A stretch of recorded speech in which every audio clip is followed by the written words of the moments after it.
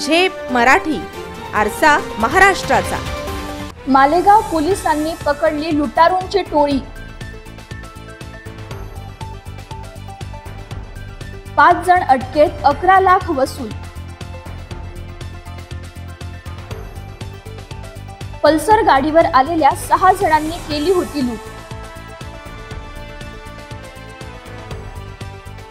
नाशिक जिल्ह्यातील मालेगाव हद्दीत मागील आठवड्यात मोठ्या जबरी लुटीची घटना घडली होती।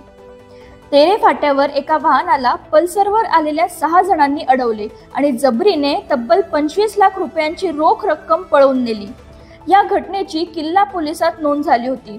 घटनेचा कसून तपास करत पोलिसांनी या लुटारू टोळीला बेड्या ठोकल्या आहेत।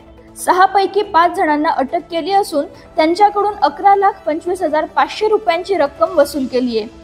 या संदर्भात पोलीस अधिकाऱ्यांनी सांगितले, दिनांक 23/3/2025 मालेगाव येथे टेरे फाटा येथे एक गाडीला 2 पल्सरवर आलेले 6 माणूसने अडवली आणि ते गाडीमधून 25 लाख रुपये रोख रक्कम जबरी चोरी करून नेले होते आणि गुन्ह्याची सक्सेसफुल डिटेक्शन करून 25 लाख रोख रक्कम मधून 11,25,500 रुपयाची रिकव्हरी आतापर्यंत झालेली आहे।